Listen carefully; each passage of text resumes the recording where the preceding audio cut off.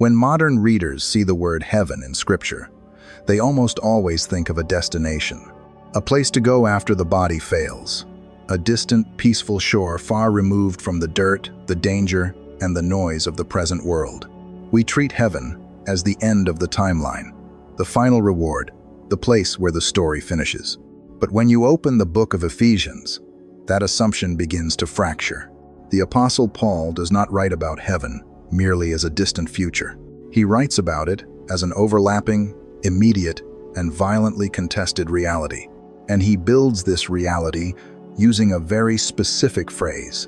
5 times in this one short letter, Paul uses the words, "in the heavenly places." That is not a casual expression. It is not poetic filler. It is the architectural framework of the entire book. Outside of Ephesians, this specific Greek phrasing is essentially absent from the rest of the New Testament. Paul repurposed this exact terminology just for this letter, and he did it to draw a map. We are used to drawing maps of continents and oceans. Paul is drawing a map of the cosmos. Most people read Ephesians as a standard collection of beautiful theology and moral instruction. They see a list of rules for the church, instructions for the family, and a famous metaphor about putting on armor at the very end. But that is reading the letter flatly. Paul is writing to a city that was absolutely terrified of unseen powers. Ephesus was the dark arts capital of the ancient world. He is writing to ordinary people who felt completely exposed to the spiritual forces around them. To those terrified people, Paul does not say, "Hold on until you get to heaven." He tells them that the heavenly realm is already interacting with their daily lives. The spiritual world and the physical world are not separated by millions of empty miles. They are pressed against each other. They overlap. Every physical action has a spiritual echo. Every spiritual reality has a physical footprint. This is the central tension that drives the entire letter. Paul says that the ultimate battle between good and evil is currently raging in the heavenly places. But he also says that believers are already seated with Christ in the heavenly places. That sounds impossible. How can you be fighting a brutal spiritual war on earth while simultaneously seated in the perfect victory of heaven? How can you be in 2 places at once? Not later, right now. This is where the modern definition of heaven completely fails us. If heaven is strictly a place you go after you die, then the Book of Ephesians makes almost no sense. But if the heavenly places are an unseen dimension of reality that is active right here, right now, then Paul is revealing something profound. He is showing them that they are not victims of the spiritual realm. They are seated above it, not a distant hope, a present location, not a future escape, a current position of authority. But to understand how this map actually works and how it changes the way we read the Bible, we have to look at the specific Greek word Paul chose. Because the word he uses for heavenly places is doing something brilliant. It would have completely shifted the worldview of a first-century reader. To understand what Paul is doing, we have to look at the Greek word underneath our English Bibles. The word is epouraniois. It is a compound word. It begins with the prefix epi, meaning upon or over, and it connects to the word uranos, which means heaven or sky. When we read it in English, our Bibles usually translate it as the heavenly places or the heavenly realms. That translation captures part of the meaning, but not the whole force of the image.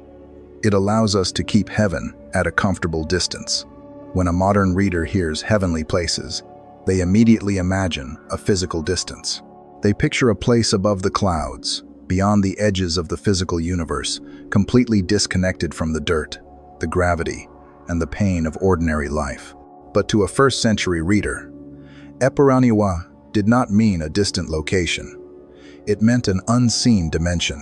Ancient biblical cosmology did not view heaven and earth as 2 disconnected worlds. They viewed them as 2 overlapping realities. Earth is the visible, physical space where human history unfolds. Heaven is the invisible, spiritual space where God's authority and unseen forces operate. Before the tragedy in Eden, heaven and earth were fully united. God's space and human space were one. When humanity rebelled, a fracture occurred. The realms were torn apart, but they were never completely severed. The entire story of the Bible is the story of God working to bring heaven and earth back together into one unified reality.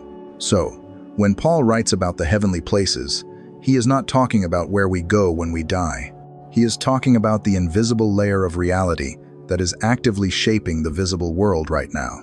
Think of it not as distance, but as dimensions.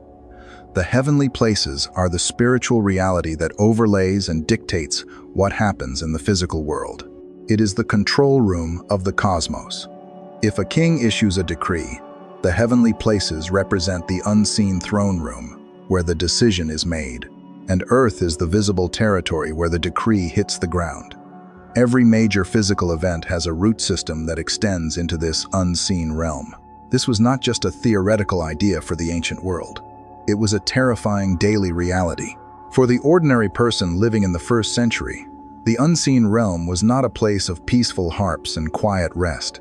It was a crowded, chaotic, and dangerous airspace. They believed this unseen dimension was teeming with spiritual rulers, authorities, and dark powers. They felt constantly exposed to unseen forces that manipulated human history, brought disease, and demanded endless appeasement.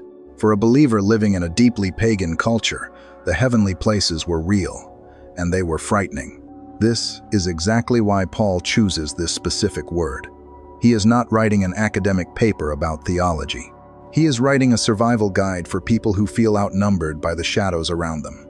He uses the word epouraniois to pull the curtain back. He wants to show them who is actually running the control room. To do this, he takes this specific phrase, the heavenly places, and carefully places it at 5 strategic points in the letter. He uses it to draw a map. He knows what his readers are afraid of. He knows they feel like vulnerable pawns in a cosmic war. So he builds a 5-part structure to show them exactly where they stand in the true architecture of the universe. But Paul does not just define this invisible realm. He populates it, and the first 2 stops on his map completely change how we view spiritual authority. The first time Paul drops the phrase into his letter, he places it right at the opening. Ephesians chapter 1, verse 3. He writes that God has blessed us in Christ with every spiritual blessing in the heavenly places. Notice the tense. He does not say, God will bless us one day when we finally reach the heavenly places. He says, God has blessed us, past tense, already completed. If heaven is only a destination after death, this verse is incredibly confusing. How can you already possess blessings in a place you have not yet reached? But if the heavenly places are the unseen spiritual dimension operating right now, the verse suddenly bursts open.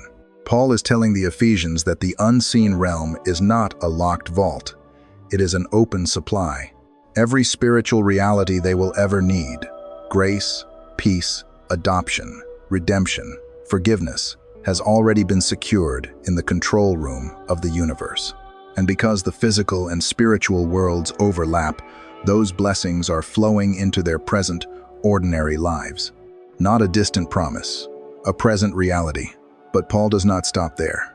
He moves to the second stop on his map. In Ephesians chapter 1, verse 20, Paul shows us exactly who is running this unseen dimension. He writes that God raised Christ from the dead and seated him at his right hand in the heavenly places. To a first-century reader living in Ephesus, this was a massive disruption. The people of Ephesus believed the unseen realm was chaotic.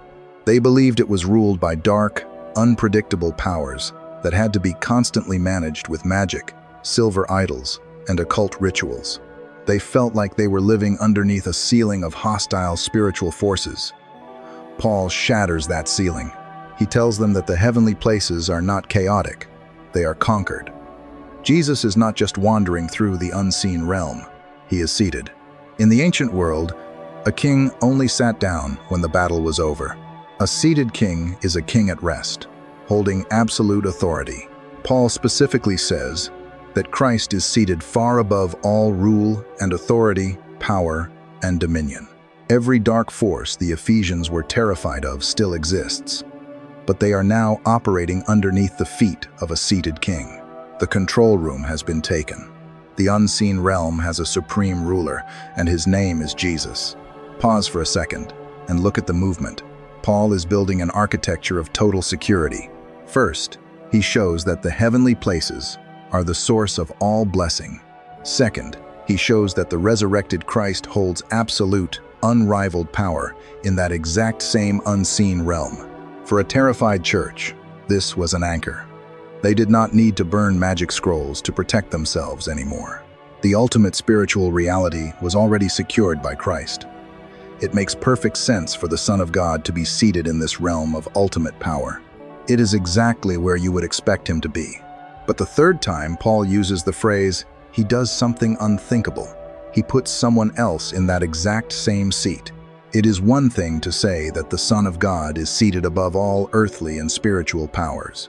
That makes perfect theological sense. The Creator sits above the creation. The victor sits above the vanquished. But in the second chapter, Paul uses the phrase for the third time, and he makes a claim that borders on the impossible. Ephesians chapter 2, verse 6. Paul writes that God raised us up with Christ and seated us with him in the heavenly places. Look closely at the grammar. He does not say that one day, after we endure enough hardship on earth, God will raise us up. He does not say that if we are faithful enough, we might eventually earn a seat in the unseen realm. He uses the past tense. Raised us up, seated us. For the original readers, this was a massive collision of two realities. Imagine being a first-century Christian in Ephesus. You are a tiny minority. You walk through streets dominated by the massive, wealthy temple of Artemis. You are surrounded by a culture obsessed with magic, curses, and spiritual appeasement. You feel weak. You feel exposed. You are intimately aware of your own physical vulnerability. And yet, the Apostle Paul writes to tell you that your true coordinates are not determined by the dirt under your feet. You are currently, presently, and securely seated with Christ in the control room of the cosmos. This is the radical core of Ephesians. The believer is meant to live in two dimensions at the exact same time. Physically, you are walking the streets of earth. Spiritually, you are seated in the unseen realm. You are not trying to fight your way up into heaven. You are operating from heaven, downwards. Pause for a second and see what has emerged. So far, this has not been a random set of details. The phrase appeared first in one place, showing that the heavenly places are the open vault of all our spiritual blessings. Then it moved into another, revealing the absolute supremacy of Christ over all dark powers. And now the same truth is becoming harder to miss. Paul is not just giving the Ephesians an abstract theology lesson. He is completely rebuilding their spiritual identity. They were terrified of the dark powers operating in the heavenly places. So Paul puts them in the exact same realm. But he seats them at the right hand of the king. He is telling them that they do not have to cower in fear of spiritual authorities, because they have already been placed securely above them. Not an eventual rescue, a current reality, not a future escape, an unbreakable position. When you realize that you are already seated in the heavenly places, the threats of the physical world begin to lose their paralyzing power. You cannot be fundamentally destroyed by an enemy that is already living under the feet of the throne where you are currently sitting. This truth completely rewrites the script of the Christian life. But it also creates a massive tension. If believers are already raised, already victorious, and already seated in ultimate peace with Christ, why does this exact same letter end with an intense description of a violent, ongoing battle? If the war is already won in the heavenly places, why do we need armor on earth? That question leads us to the fourth stop on the map. Because the unseen realm is not just a place of authority, it is an audience, and they are watching. If the church is already seated in ultimate victory with Christ, why does the unseen realm still matter? If the dark powers are securely under his feet, why give them any attention at all? That question brings us to the fourth stop on Paul's map, and it reveals a detail that most modern readers completely overlook. Ephesians chapter 3, verse 10.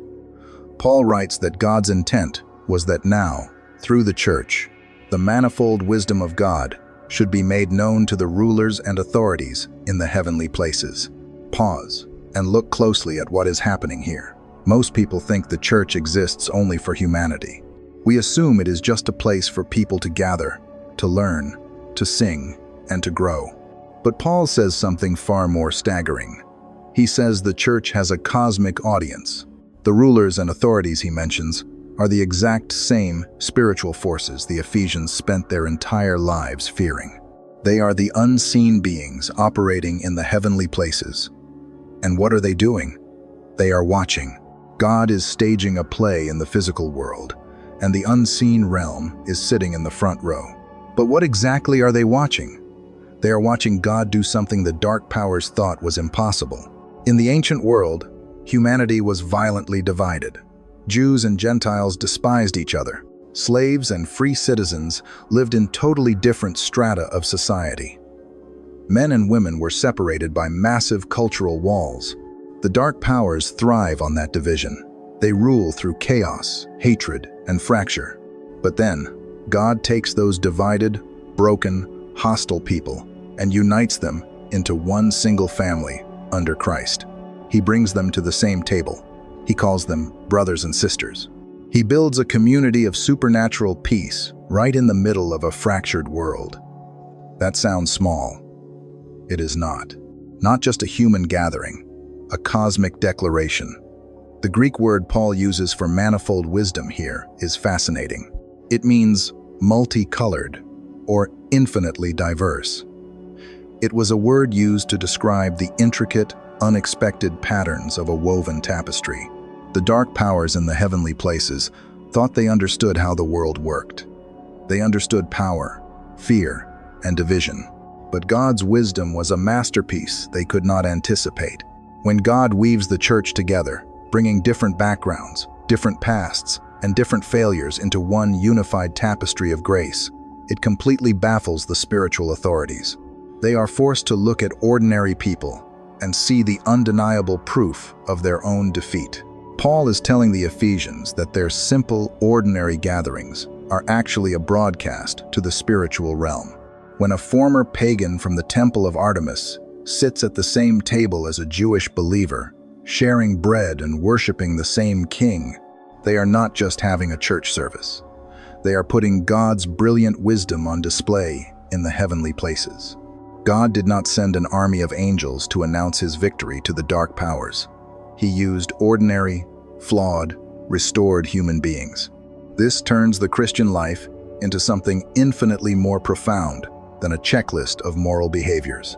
Your forgiveness, your peace, your ability to love the people around you, these are not just personal improvements.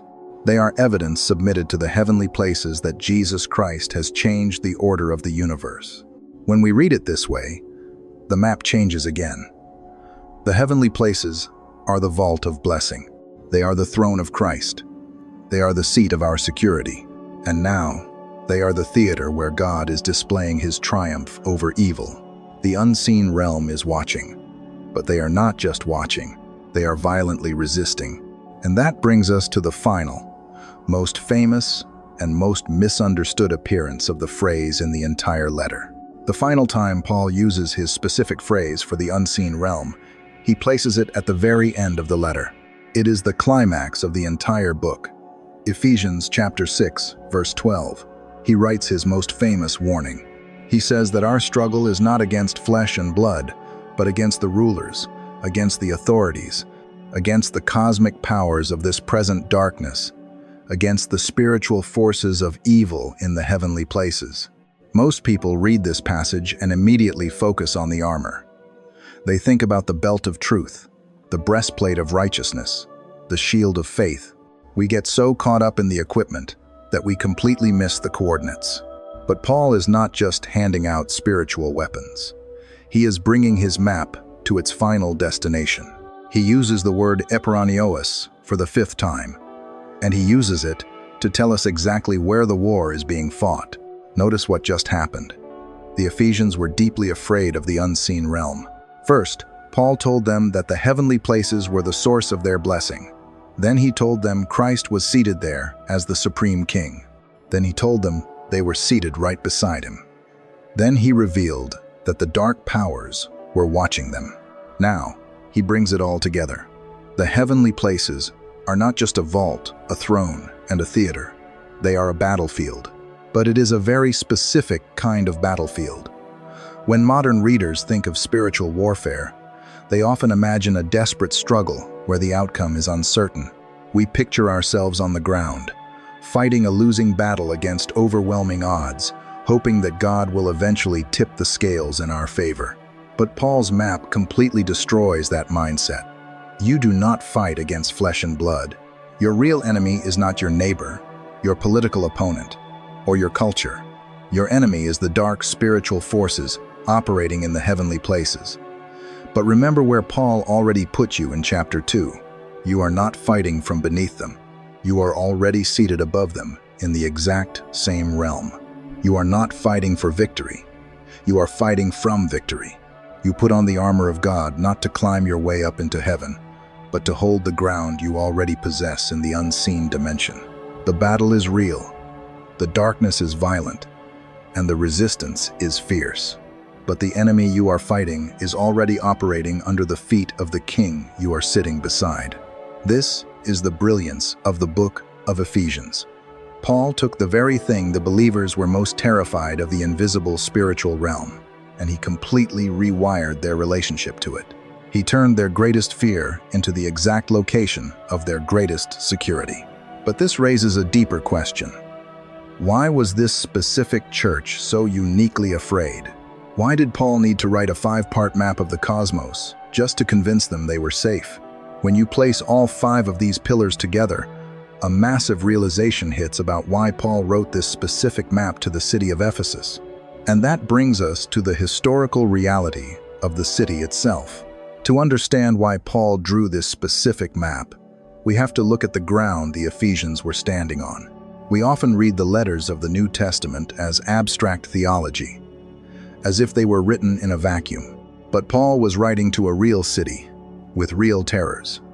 And Ephesus was not a normal city. In the 1st century, Ephesus was famous across the Roman Empire for 2 things. It was the home of the massive Temple of Artemis, a structure so grand it was considered one of the wonders of the ancient world. But it was also known universally as the absolute epicenter of the magical arts. Archaeology and ancient records show us that Ephesus was a thriving hub for the occult. Magic words and incantations were actually known throughout the empire as Ephesian letters. People traveled from all over the known world to buy scrolls, silver amulets, and secret spells designed to protect them from the hostile authorities operating in the unseen realm. The people of this city lived in a state of constant, suffocating anxiety. They believed the invisible world was chaotic and deeply dangerous. They felt that the air was thick with dark powers. Every sickness, every financial ruin, every sudden tragedy was blamed on these spiritual forces. To survive in Ephesus meant constantly paying for new charms, visiting the temple, and performing rituals just to keep the darkness at bay. This is the specific world the first Christians in Ephesus lived in. When Paul first arrived in their city, he did not just preach a philosophical message. The Book of Acts, in chapter 19, records exactly what happened. Paul spent roughly 3 years there, and during that time, a massive disruption took place. The power of Christ collided directly with the dark arts of the city. Acts chapter 19 tells us that many of the new believers who had practiced magic brought their scrolls together and burned them publicly. The text even gives us the value. The destroyed scrolls were worth 50,000 pieces of silver. It was an astronomical fortune. Why would they do that? Why would they burn their only perceived source of protection? Because they realized who was actually ruling the unseen dimension. They did not need magic words anymore. They had encountered the king. But years later, when Paul is sitting in a Roman prison, these same believers are facing new waves of pressure. The dark powers have not vanished. The enormous Temple of Artemis is still casting a shadow over their streets. The culture around them is still completely obsessed with magic and spiritual appeasement. The old fears are beginning to creep back in. So Paul writes them a letter, and he builds the entire letter around one repeated phrase: the heavenly places. He is reminding them of the fire. He is telling them, You burned your scrolls because you found the true vault of all spiritual blessing. You threw away your silver amulets because you realized Jesus is seated far above every dark authority you used to fear. You stopped hiding because you realized you are securely seated right beside him. This theology was not just a theoretical idea. It was the architecture of their daily survival. Paul is showing them that they do not need to be afraid of the shadows in their city, because their true coordinates are located in the exact dimension where Christ holds absolute power. Not a distant hope, a present fortress. Once you understand what the Ephesians were afraid of, the 5-part map of the heavenly places transforms from deep theology into an absolute lifeline. It changes the way you read every single instruction in the letter. But it does one more thing.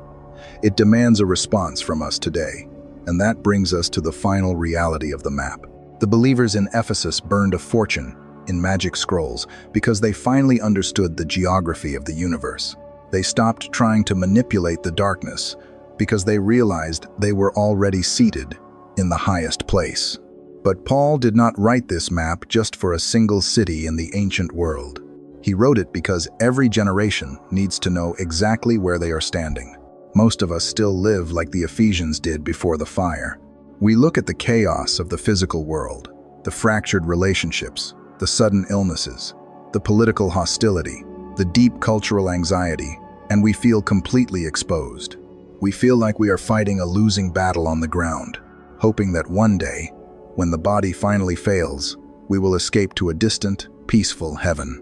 But the Book of Ephesians refuses to let us live with that kind of fear.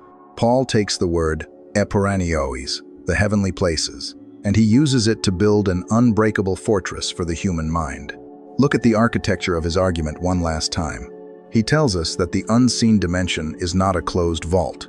It is the open source of every spiritual blessing we already possess. He tells us that the unseen dimension is not chaotic. It is currently ruled by the supreme and seated Christ. He tells us that we are not trying to climb our way into that room. We are already seated right beside him. He tells us that our quiet, ordinary unity is actually a broadcast of God's absolute victory to the dark powers watching from the balcony. And finally, he tells us that while the war in the unseen realm is violent, we are holding ground that has already been won. That is not just theology, that is a way to breathe. When you realize you are already seated in the heavenly places, everything about your daily life begins to shift.